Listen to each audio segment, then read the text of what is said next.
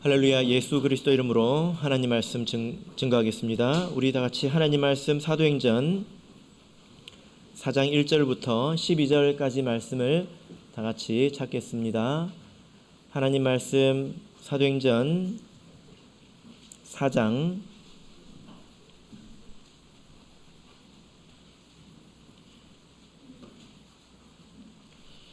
1절부터 12절까지 말씀을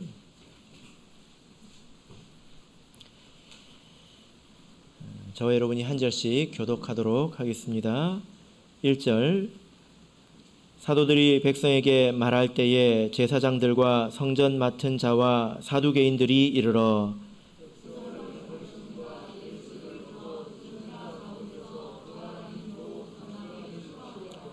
저희를 잡음에 날이 이미 저문고로 이튿날까지 가두었으나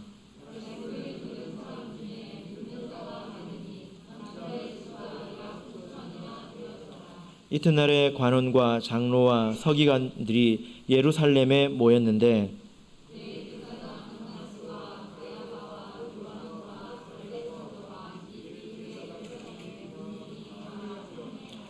사도들을 가운데 세우고 묻되 너희가 무슨 권세와 네 이름으로 이 일을 행하였느냐?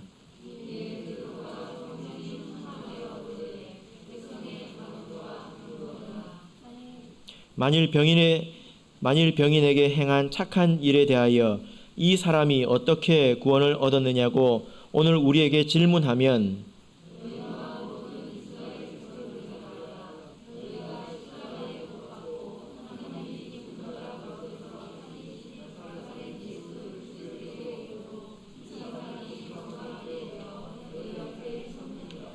이 예수는 너희 건축자들의 버린 돌로서 집 모퉁이의 머릿돌이 되었느니라.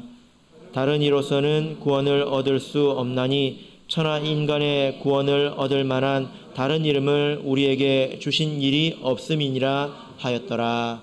아멘. 네, 오늘 이 시간은 믿음으로 인하여 어려움이 올 때에 라는 제목으로 하나님 말씀을 증거하겠습니다. 신앙생활을 이제 시작하시는 분들을 보면 모습이 각기 다르죠. 그 가운데서 아주 감격스럽게 신앙생활을 시작하시는 분들도 계십니다.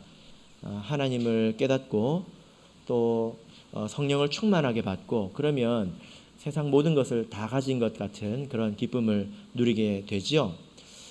때로는 우리 성도들을 바라볼 때 그때는 참 좋게 보입니다. 그래서 뭐라고 하냐면 천사라고 그래요. 이제 믿음에 처음 불이 타오를 때, 야, 우리 성도들은 다 천사다. 날개만 없지 전부 다 천사다. 이렇게 그런 감격 속에서 신앙생활을 합니다. 얼마나 갈까요? 얼마나 갈까요? 그러나 이제 그것이 나쁜 것이 아니지만 얼마 가지 않죠. 곧 이어서 다른 일들이 생기게 됩니다. 그래서 교회에 처음 들어와서 믿음을 처음 이제 가지신 분들에게는 제가 앞으로의 일들을 대략 말씀해 드립니다. 좋아하는 것은 좋지요. 기뻐하는 것은 좋습니다. 그런데 좋아하지만 말고 준비해야 된다. 제가 이런 말씀을 드립니다. 그리고 당신의 삶에 이런저런 일이 있을 수 있다. 그때 이것을 생각하라고 제가 이야기를 해줍니다.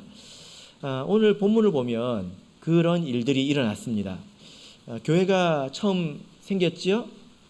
그리고 우리가 지금까지 읽은 사도행전의 본문을 보면 좋은 일만 있었습니다. 그죠? 오순절 성령 강림으로 교회가 생기고 나서 베드로가 설교를 한 번 했는데 몇 명이 세례를 받았습니까? 3,000명이 세례를 받았죠. 그죠? 3,000명이 세례를 받았습니다. 그리고 그 성도들 간에 사랑이 넘쳤습니다. 얼마나 사랑이 넘쳤냐면 유무상통했습니다. 그냥 돈을 줬다는 말이죠. 그죠? 그렇게 사랑이 넘쳤습니다. 그리고 수많은 이적 기사가 있었습니다. 대표적으로 안진뱅이가 치유받은 사건이 3장에 있었죠. 그래서 그 일로 인해서 많은 사람들이 놀래가지고 사람들이 구름대처럼 몰려왔습니다. 그래서 사람들의 이야기를 제자들의 이야기를 또 듣지 않았습니까? 여러분 한번 생각해 보세요. 만약에 이런 일만 있다면 와 진짜 우리 교회 좋은 교회다. 와 정말 좋다. 이렇게 말할 것입니다. 그죠? 예, 그런데 이런 일만 있었습니까?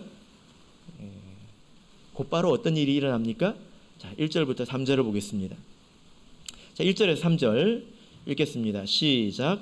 사도들이 백성에게 말할 때에 제사장들과 성전 맡은 자와 사두개인들이 이르러 백성을 가르침과 예수를 들어 죽은 자 가운데서 부활하는 도 전함을 싫어하여 저희를 잡음에 날이 이미 저문고로 이튿날까지 가두었으나. 예. 어떤 일이 일어났습니까? 이 나라의 지도자들이 사도들을 잡아서 감옥에 가뒀다는 것입니다. 여러분 이 일을 겪었을 때 사도들이 당황했을까요?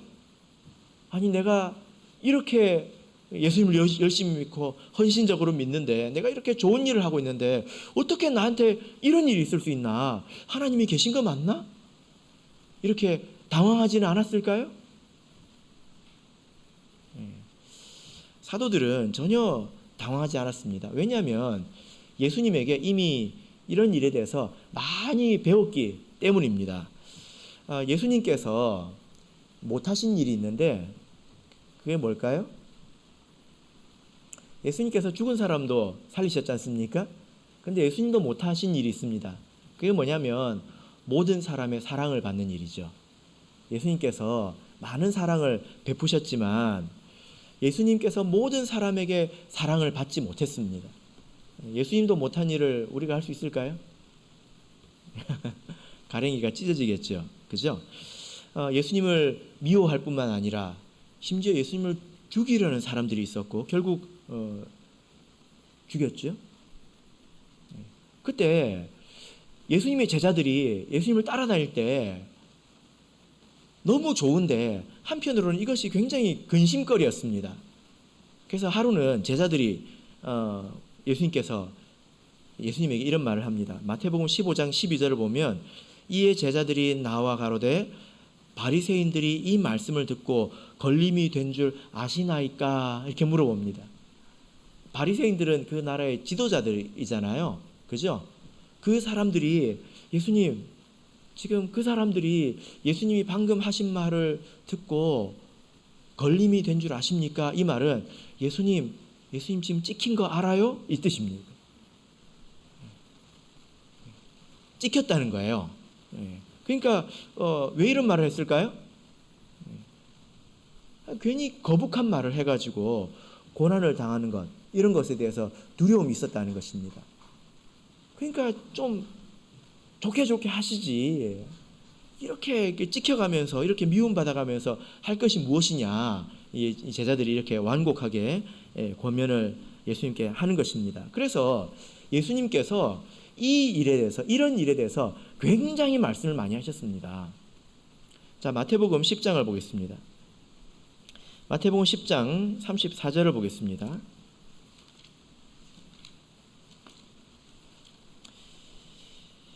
마태복음 10장 34절에서 36절까지를 읽겠습니다. 시작. 내가 세상에 화평을 주러 온 줄로 생각지 말라. 화평이 아니요 검을 주러 왔노라. 내가 온 것은 사람이 그 아비와 딸이 어미와 며느리가 시어미와 불화하게 하려 함이니 사람의 원수가 자기 집안 식구리라. 예수님께서 하신 말씀이 나로 인해서 화평이 오는 것이 아니라 도리어 무엇이 온다는 것입니까? 검을 주러 왔다. 이것은 싸움, 분쟁을 말하거든요.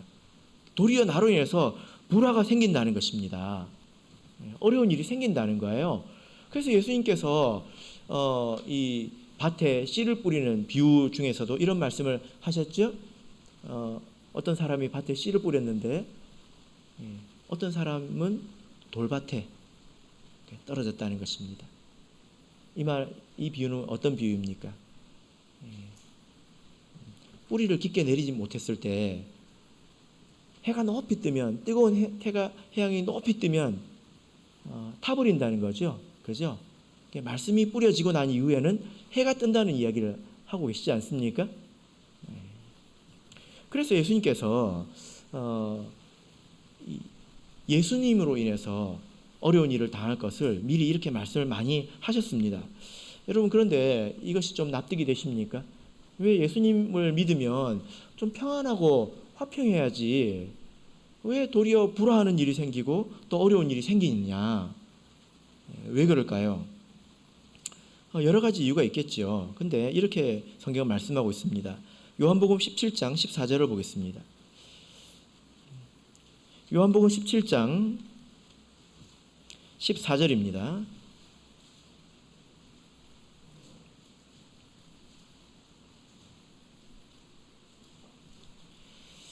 요한복음 17장 안에는 이와 관련된 말씀이 많이 있는데요. 자, 14절을 우리 같이 읽어보겠습니다. 시작.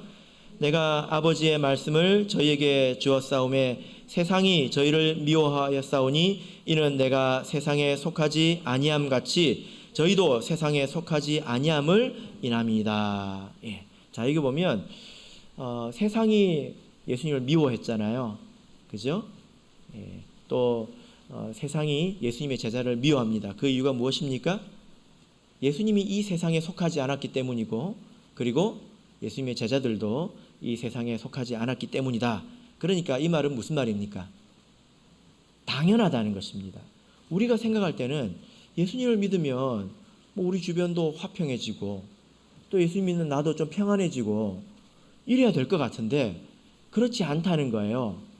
생각해 보면 이 세상은 타락했고 예수님에게, 하나님에게 속하지 않았기 때문에 하나님에게 속한 사람들이 이 세상에서 고난을 당하는 것은 당연하다, 이렇게 말씀을 하고 있는 것입니다.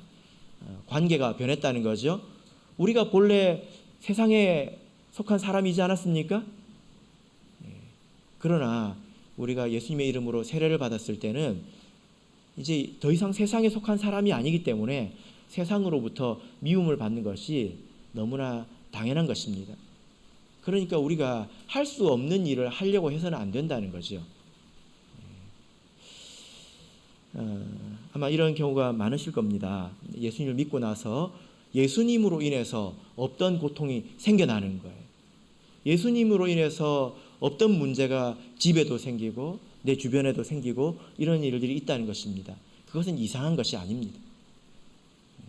저도 처음에 예수님을 믿었을 때 이제 핍박을 이렇게 받았는데요. 근데 그것은 어쩔 수 없습니다. 다르기 때문에 어쩔 수가 없는 것이죠. 그래서 사도들이 이 세상에서 핍박 당하는 것, 그리고 우리 성도들이 이 세상에서 핍박 당하는 것, 이것은 일상적인 일입니다. 당연한 일입니다. 어쩌면 이 핍박이 우리가 살아있다, 믿음이 살아있다는 것의 증거가 될 수 있고, 세상 사는데 아무 문제가 없다는 것은 믿음이 잠들어 있다는 뜻일지도 모릅니다. 여러분, 그렇지 않습니까? 그래서 성경을 보면 예수님께서 제자들에게 이런 일에 대해서 많이 말씀을 하신 것처럼 제자들도 성도들에게 이런 일에 대해서 많이 말씀을 하셨습니다. 자, 우리 갈라디아서를 보겠습니다. 갈라디아서 4장 29절입니다.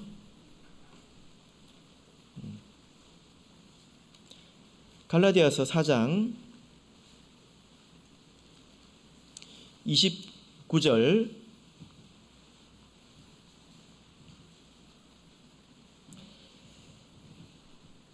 자, 읽겠습니다. 시작. 그러나 그때에 육체를 따라 난 자가 성령을 따라 난 자를 핍박한 것 같이 이제도 그러하도다. 육체를 따라 난 자가 누구입니까? 누구입니까? 이스마엘이지요. 성령을 따라 난 자는 누구입니까? 이삭이지요. 이스마엘이 나이가 더 많았잖아요. 그래서 이삭을 괴롭혔습니다. 그런 것처럼 이것이 일반적인 원칙이라는 것입니다.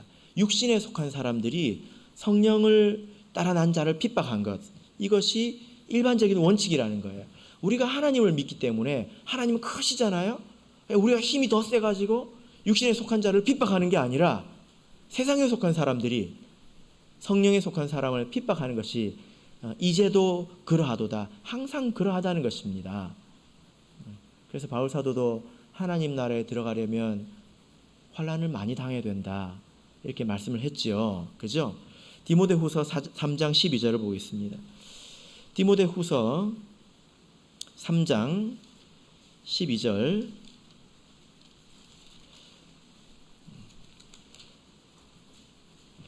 디모데후서 3장 12절 읽겠습니다. 시작.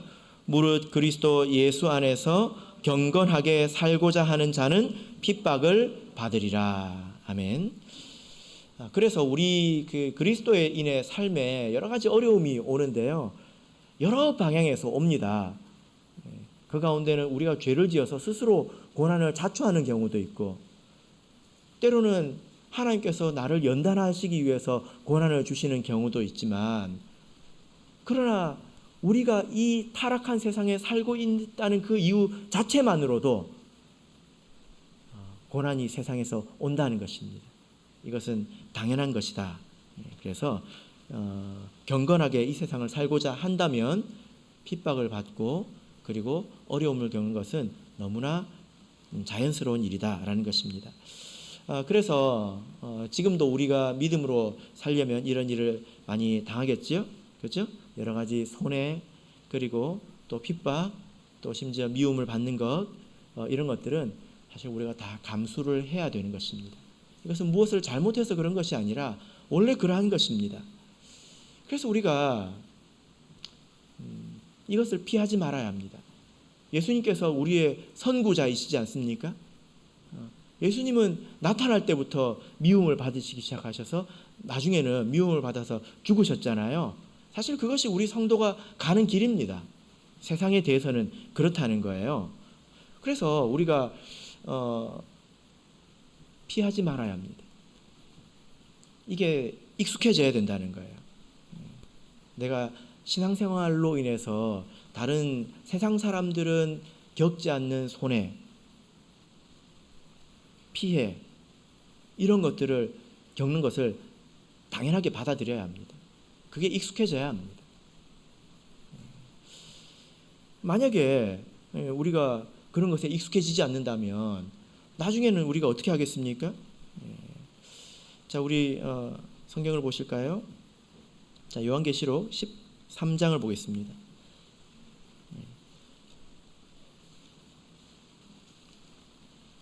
요한계시록 13장입니다.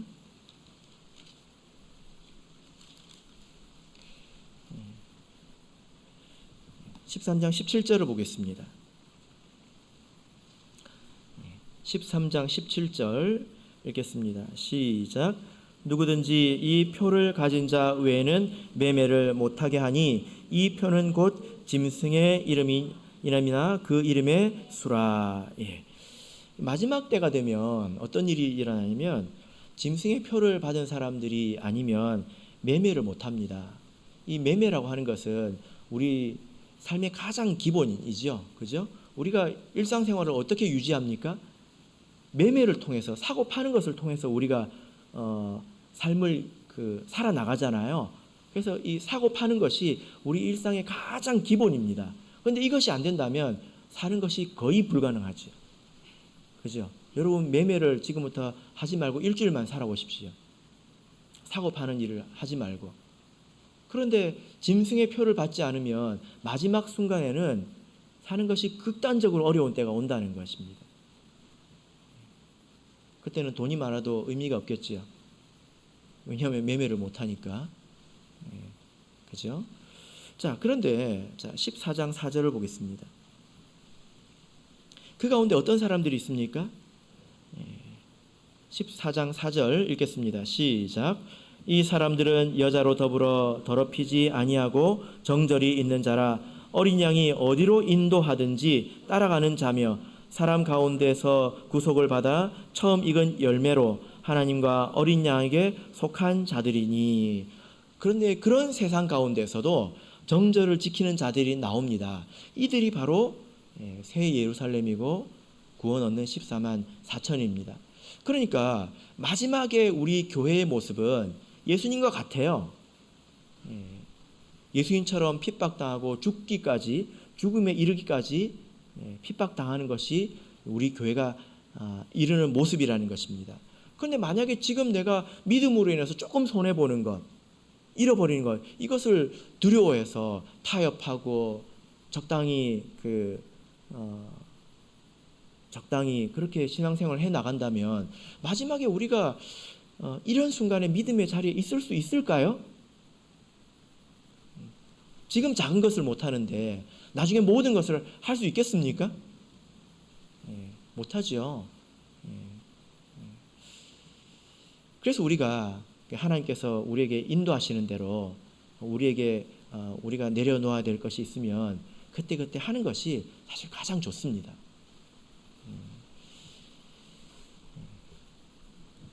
두려워하지 마십시오.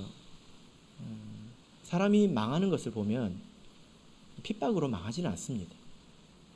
그런 일로 망하지 않습니다. 무엇으로 망합니까? 사람이 욕심으로 망하는 거죠. 그죠? 핍박이 있으면 또 손해가 생기면 망할 것 같지만 사실 그것으로 인해서 더 풍성해지기 마련입니다. 오늘 본문으로 가서 보시면 이런 핍박 가운데 더 열매가 있죠. 자, 사도행전 4장 4절을 보겠습니다. 사도행전 4장 4절입니다. 자, 읽겠습니다. 시작. 말씀을 들은 사람 중에 믿는 자가 많으니 남자의 수가 약 5천이나 되었더라. 이런 핍박 가운데 어떤 열매가 생겼습니까? 믿는 사람들이 더 많아지는 일이 생겼죠. 핍박을 당하고 그러면 사람들이 어휴 저러면 안 되나 봐. 교회 다니니까 저런 손해도 보고 저런 대접도 받고 안 되나 봐. 이렇게 사람들이 떨어질 것 같죠? 그렇지 않습니다. 믿음이 더 세워지고 믿음이 더 풍성해집니다. 그리고 8절을 보실까요? 8절 읽겠습니다. 시작. 이에 베드로가 성령이 충만하여 가로되 백성의 관원과 장로들아. 그런 핍박 가운데서 어떤 일이 생겼습니까? 베드로가 성령이 충만해졌죠. 그죠? 믿음이 더 세워졌다는 것입니다. 여러분 아무 일도 없이 평안하다고 해서 다 좋은 게 아닙니다. 하나님이 주시는 것이 가장 좋습니다. 그래서 내가 이런저런 일을 겪었을 때는 내가 이제 이런 일을 겪을 때가 되었나 보다. 내가 이제 이 일을 할 때가 되었나 보다 하고 그것을 받아들이고 마주쳐야지. 그래서 자꾸 회피하고 돌아가려고 하고 그러면 숙제만 밀리고 그 일은 결국 다 다시 만나게 되어 있습니다. 마지막 순간에 우리가 예수님처럼 어려운 자리에 가게 될 텐데 그때 우리가 우리의 십자가를 놓고 도망갈 수는 없지 않습니까? 그래서 우리가 지금 그 일을 해야 되는 것입니다. 자, 우리 다시 본문으로 가겠습니다. 자, 5절부터 7절을 보겠습니다. 사도행전 4장 5절부터 7절 읽겠습니다. 시작. 이튿날에 관원과 장로와 서기관들이 예루살렘에 모였는데 대제사장 안나스와 가야바와 요한과 알렉산더와 및 대제사장의 문중이 다 참여하여 사도들을 가운데 세우고 묻되 너희가 무슨 권세와 네 이름으로 이 일을 행하였느냐. 자, 여러분 지금 이 상황을 보면 굉장히 지금 떨리는 그런 상황입니다. 굉장히 두렵고 떨릴 수 있는 그런 상황이에요. 여기 모인 사람들이 누구입니까? 자, 5절을 보면 관원 그리고 장로, 서기관들 이 사람들이 지금으로 보자면 어떤 사람들일까요? 대제사장 그리고 이 우리나라의 어른들 그리고 서기관들은 학자들이지 않습니까? 그죠? 그러니까 우리나라에 힘 있다고 하는 사람들이 다 모였습니다. 다 모여가지고 지금 몇 사람을 가운데 세웠습니까? 누가 붙잡혔죠? 베드로와 요한 두 사람이잖아요. 한번 여러분 머릿속으로 상상해 보십시오. 여러분하고 어떤 누구를 딱 가운데에 세워놓고 이 기라성 같은 사람들 보통 때는 잘 만나주지도 않는 그런 대단한 사람들이 삥 둘러가지고 신문을 한다고 한번 생각해 보세요. 얼마나 떨리겠습니까? 그죠? 그런 상황인 것입니다. 그래서 지금 여기 보면 사도들을 가운데 세우고 묻되 이렇게 물었다고 하고 있는데, 이것이 뭐라고 물었습니까? 너희가 무슨 권세와 네 이름으로 이 일을 행하였느냐, 이렇게 한 번 물은 것이 아니라 계속 취조하듯이 물었는데, 그 질문의 핵심이 이거라는 거예요. 그래서 지금 이 사도가 얼마나 지금 그 압박받는 그런 상황인지 여러분 아시겠죠? 그죠? 근데 이 질문은 또 한편으로 굉장히 사실 두렵게 하는 질문입니다. 왜 그럴까요? 질문이 무엇입니까? 너희가 무슨 권세와 네 이름으로 이 일을 행하였느냐? 이건 단순한 질문이 아니라 굉장히 두려운 질문이에요. 자, 우리 누가복음을 보겠습니다. 누가복음 20장입니다. 누가복음 20장.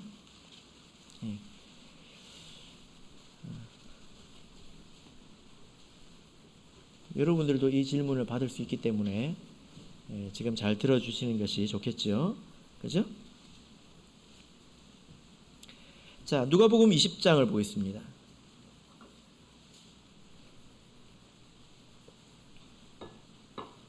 자, 누가복음 20장 1절부터 8절까지를 제가 읽겠습니다. 1절. 하루는 예수께서 성전에서 백성을 가르치시며 복음을 전하실세 대제사장들과 서기관들이 장로들과 함께 가까이 와서 말하여 가로되 당신이 무슨 권세로 이런 일을 하였는지 이 권세를 준 이가 누구인지 우리에게 말하라. 대답하여 가라사대 나도 한 말을 너에게 물으리니 내게 말하라. 요한의 세례가 하늘로서냐 사람에게로서냐? 저희가 의논하여 가로되 만일 하늘로서라 하면 어찌하여 저를 믿지 아니하였느냐 할 것이요 만일 사람에게로서라 하면 백성이 요한을 선지자로 인정하니 저희가 다 우리를 돌로 칠 것이라 하고 대답하되 어디로서인지 알지 못하노라 하니 예수께서 이르시되 나도 무슨 권세로 이런 일을 하는지 너에게 이르지 아니하니라 하시니라. 자, 여기 보니까 똑같은 사람들이 예수님에게 똑같은 질문을 하고 있죠. 그죠? 예수님에게 뭐라고 물었습니까? 예수님께서 기적을 베푸시고 그러니까 사람들이 막 관심을 가지잖아요. 그래서 성전에서 막 가르치시니까 불러다가 뭐라고 그럽니까? 누구의 무슨 권세로 이런 일을 하느냐? 이 권세를 준 사람이 누구이냐? 말하라! 하고 있지 않습니까? 사실 이 질문은 예수님을 이렇게 죽이려고 하는 그런 질문이거든요. 왜냐하면 예수님께서 내가 하나님이다, 하나님의 아들이다 그러면 돌로 쳤을 것입니다. 하나님을 모독한다고 해서. 그리고 대답하지 않으면 뭐라고 할까요? 그 배경에는 귀신이 있다고 이야기할 것입니다. 누가복음 11장 15절을 보겠습니다. 누가복음 11장 15절. 예수님의 일생 중에서 이 일이 중요하게 다루어지는데요. 누가복음 11장 15절입니다.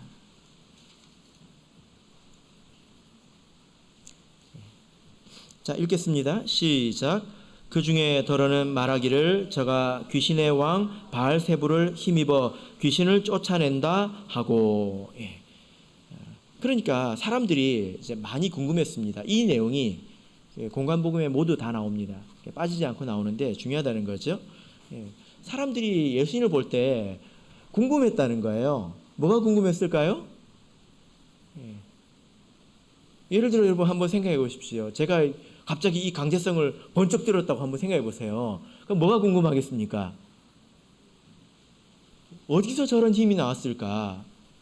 뭘 먹고 저런 힘을 낼까? 그 근원이 궁금하잖아요. 그래서 예수님께서 어떤 이적을 행하시고 또 권위 있는 말씀을 하실 때 사람들이 궁금했다는 것입니다. 그러니까 예수님을 모함하는 사람들이 뭐라고 말했습니까? 저 뒤에는 바알세불이 있다. 바알세불은 사단입니다. 사단이 뒤에 있다. 이 말에 대해서 예수님이 아주 적극적으로 반박을 합니다. 이 내용을 보시면 이제 그것은 넘어가도록 하고요. 예. 그래서 지금 예수님을 찌르려고 했던 그 질문, 그래서 결국 나중에는 예수님을 십자가에 못 박지 않았습니까? 그냥 똑같은 사람들이 제자들에게 똑같은 질문을 하고 있는 거예요. 똑같은 곳에서.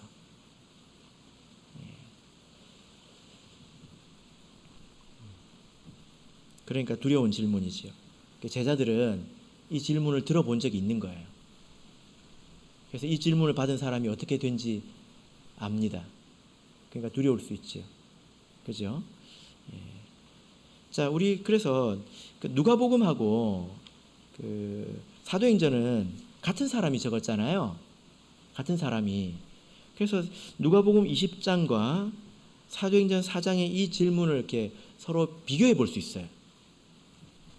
그래서 여기 보면 사도행전 4장 7절을 보면 무슨 권세와 네 이름으로 이 일을 행하였느냐.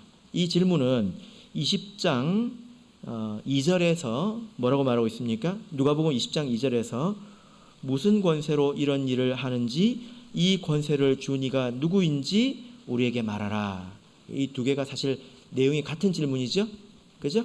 예. 그래서 우리가 하나 알 수 있는 것은 뭐냐면 누구의 이름으로 라고 하는 말은 무슨 뜻입니까? 예, 권세를 말하는 것입니다. 누가 주신 권세로 이런 뜻이 되겠죠. 그죠? 그래서 우리가 예수님의 이름으로 이제 예를 들어 세례를 주노라 하면 그 말은 무슨 뜻입니까? 예수님이 우리에게 주신 권세로 세례를 주노라. 이제 그런 뜻이 되게 되는 것입니다. 이 질문에 대해서 여러분 사도들이 뭐라고 대답할까요? 사도들이 성령이 충만해가지고 이 질문에 대해서 뭐라고 대답할까요? 누가복음 20장 2절을 펴놓으시고 자, 우리 사도행전 4장으로 다시 돌아가겠습니다. 사도행전 4장 10절, 11절 같이 읽겠습니다. 사도행전 4장 10절, 11절 읽겠습니다. 시작.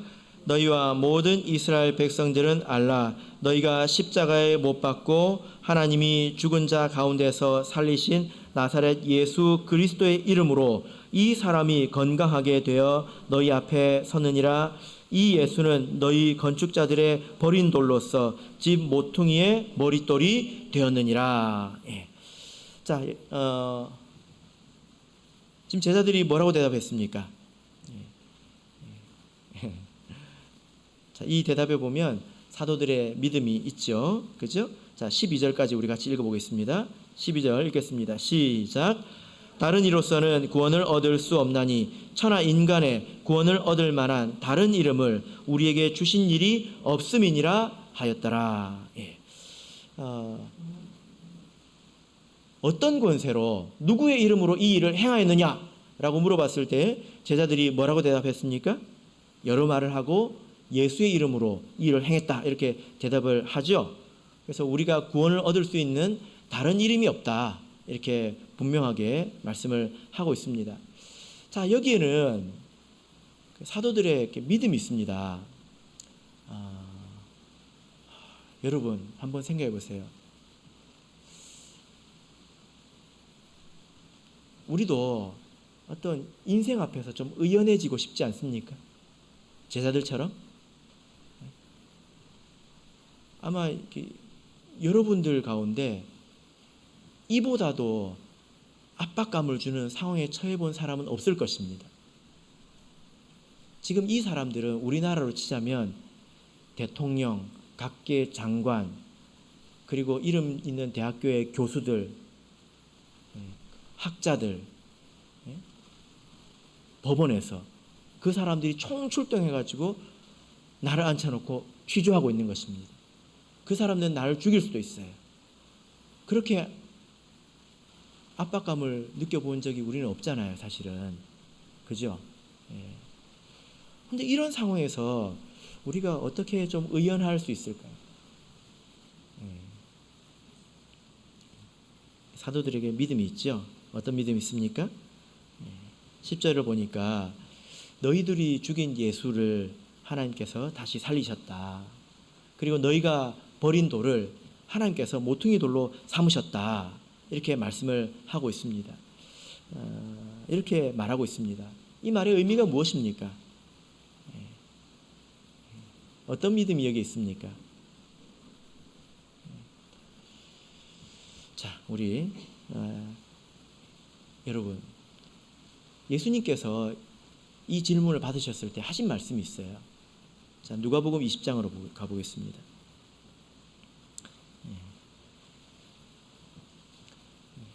누가복음 20장 9절부터 보시면 예수님께서 이 질문을 받으시고 나서 하신 말씀이 있습니다. 이른바 포도원 농부의 비유이죠. 그 비유의 내용이 무엇입니까? 한 사람이 포도원을 만들어서 농부들에게 이제 빌려주고 타국으로 왔는데 그 농부들이 자기 것인 것처럼 행세를 했다는 거예요. 그래서 종들을 보내고 했는데 다 이제 핍박했다는 거죠. 능욕했다는 거죠. 그래서 마지막에 누구를 보냈습니까? 아들을 보냈는데 아들은 죽고 나면 이게 이제 우리 것이 아니냐 해가지고 아들을 죽였다는 거예요. 그래가지고 나중에 어떻게 됐습니까? 그 주인이 와가지고 그 포도원 농부를 진멸했다는 것입니다. 그리고 17절 읽어보겠습니다. 누가복음 20장 17절 18절 읽겠습니다. 시작. 저희를 보시며 가라사대 그러면 기록된 바 건축자들의 버린 돌이 모퉁이의 머릿돌이 되었느니라 함이 어찌미뇨. 무릇 이 돌 위에 떨어지는 자는 깨어지겠고 이 돌이 사람 위에 떨어지면 저로 가루를 만들어 흩으리라 하시니라. 여러분, 예수님께서 어떤 말씀하셨습니까? 지금 이 말씀과 누가복음 20장 17절과 사도행전 4장 11절을 비교해 보세요.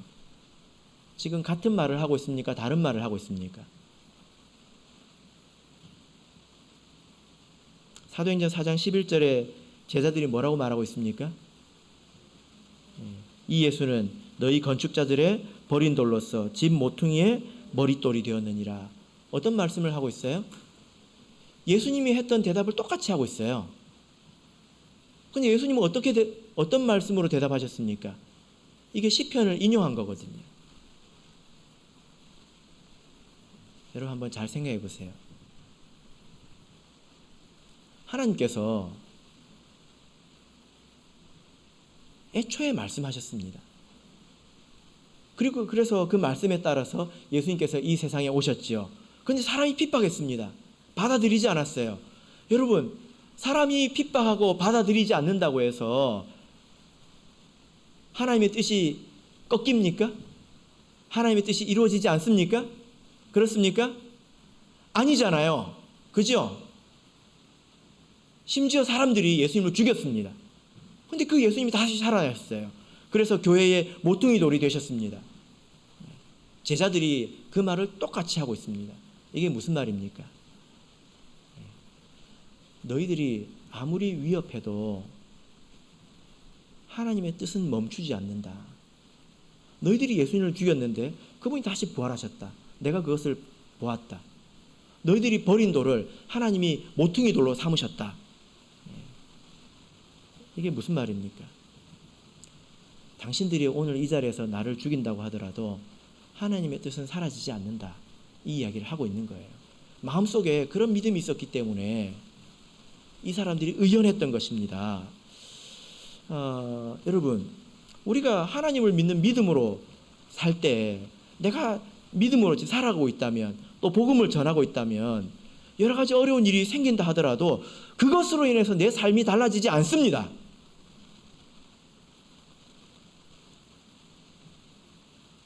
예수님께서 뭐라고 말씀하셨습니까? 마태복음 10장 29절을 보시면 참새 2마리가 한 앗사리온에 팔리는 것이 아니냐. 그러나 너희 아버지께서 허락지 아니하시면 그 하나라도 땅에 떨어지지 아니하리라. 참새 2마리가 한 앗사리온에 팔립니다. 한 앗사리온은 지금으로 치면 한 500원 정도 됩니다. 500원에 2마리예요. 가장 싼 것입니다. 가장 천한 것입니다. 널린 거예요. 근데 그렇게 널린 것이라도 하나님이 뜻하지 않으시면 절대로 이루어지지 않는다는 것입니다. 근데 마태복음 이 10장 29절 이때 예수님께서 어떤 말씀을 하셨냐면 제자들을 불러 모시고 제자들에게 주신 말씀입니다. 너희들이 믿음을 따라서 믿음으로 살아갈 때에 많은 어려움들이 있고 핍박이 있고 곤란함이 있겠지만 그러나 그것으로 인해서 절대 너희들의 삶이 바뀌지 않는다. 흔들리지 마라. 이런 말씀으로 주셨다라는 것입니다. 그래서 우리가 하나님을 믿는 믿음 안에 살아가고 있다면 우리가 성경을 통해서 하나님의 섭리를 배우지 않습니까? 내가 그 안에 있다면 우리가 두려워하지 않을 수 있어요. 의연할 수 있습니다. 우리가 타고 있는 배는 침몰하지 않는 배와 같습니다. 여러분, 예수님께서 제자들과 함께 배를 타신 적이 있죠? 그죠? 예. 이렇게 제가 이야기를 하면 평소에 성경을 좀 읽어야 되겠구나 이런 생각을 좀 하시잖아요. 예수님께서 제자들과 배를 타셨는데 풍랑이 굉장히 심했습니다. 그래가지고 제자들이 예수님을 막 깨우잖아요. 그죠? 예. 그래서 고난이 있을 때는 예수님을 막 깨워야 돼요. 맞습니까? 예수님 깨워가지고 칭찬 들었을까요? 책망 들었을까요? 예?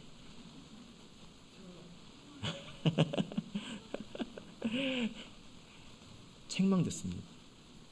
왜 두려워하느냐? 책망 듣죠. 그죠? 예. 그래서 예수님을 깨울 때 깨워야지. 잘못 깨우면 책망 받습니다. 예수님께서 왜 두려워하느냐? 두려워하지 말라고 했잖아요. 그죠? 왜 두려워하면 안 됩니까?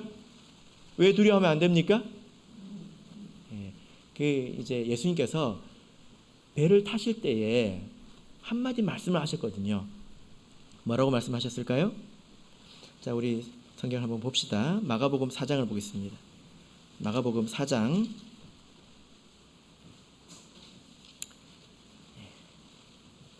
35절입니다.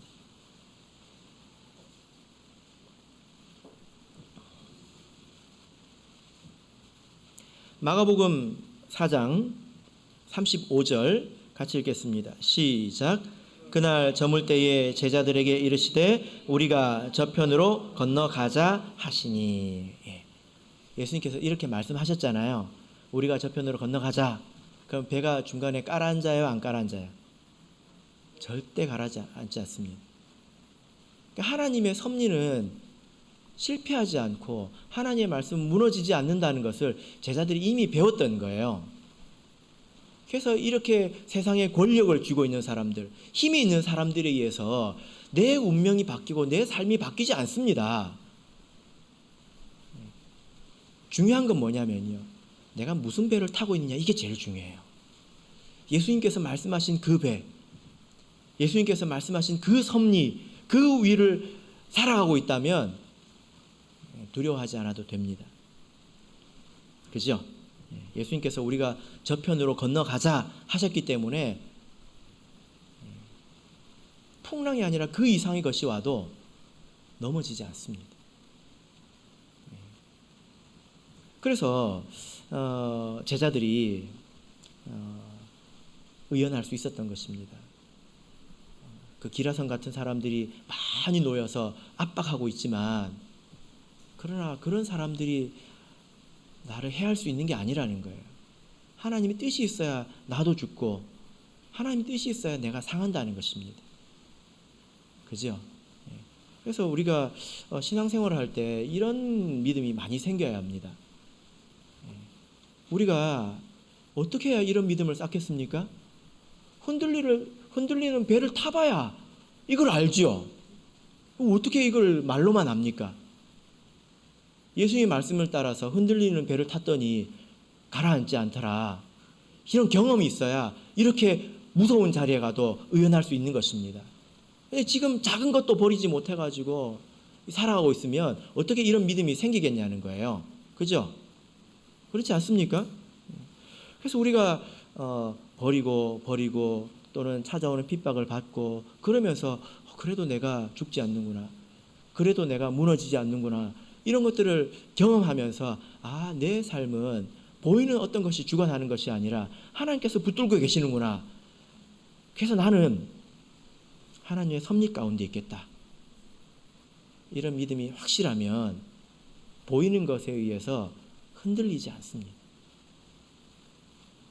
그래서 중요한 게 뭘까요? 뭐가 중요할까요? 하나님의 섭리가 무엇인지 배우는 게 중요합니다. 그죠? 내가 배를 탈 때 어떤 배를 타는지 알아야 될 거 아니에요. 그죠? 이것이 틀림없는 하나님의 섭리다. 나는 그 위를 걸어가겠다. 알아야 배도 탈 수 있는 것입니다. 그리고 내가 그 안에 믿음으로 타 있다면 우리가 의연할 수 있어요. 이런 삶이, 이런 믿음이 사도들이 한 번에 이루어진 것이 아니죠. 사실은 그 전에 흔들리는 배도 타고 또 예수님의 죽음도 경험하고 예수님의 부활도 경험하고 이런 일들이 많이 있었잖아요. 그런 풍파를 겪고 그러나 하나님으로 인해서 살아남았기 때문에 그들은 아는 것입니다. 그래서 도리어 그들에게 담대하게 말할 수 있는 거죠. 너희들이 나한테 그렇게 묻는다면 하고 기가 막히죠. 예수님이 했던 대답을 똑같이 해요. 그 대답하고 죽었거든요. 그런데 똑같이 합니다. 얼마나 담대합니까? 이것이 우리 성도의 믿음입니다. 여러분 믿으시길 바랍니다. 하나님께서 섭리하신 길이 있고요. 그리고 나 개인을 향한 하나님의 또 계획이 있습니다.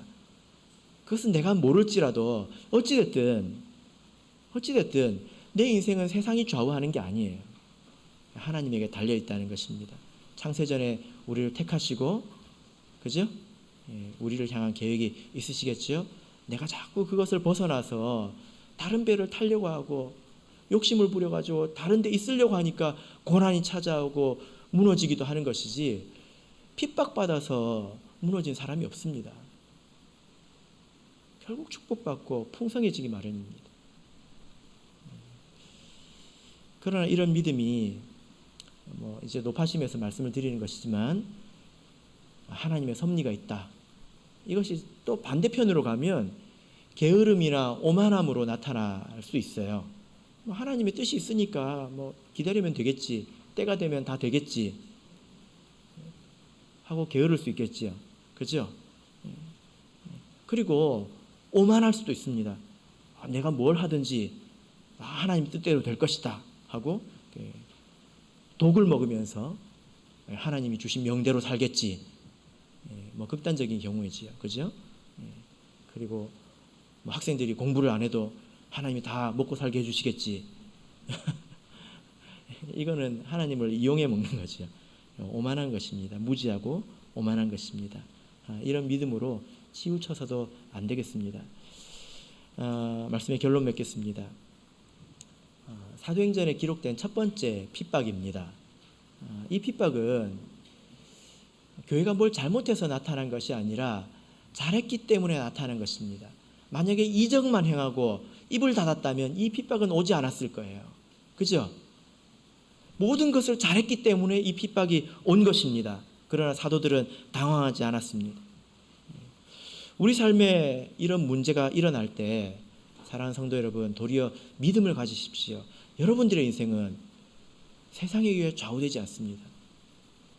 믿음을 가지십시오. 그래서 반드시 열매 맺고 그 일로 인해서 우리 모든 성도님들이 더욱더 성령이 충만해지기를 예수 그리스도 이름으로 축복합니다.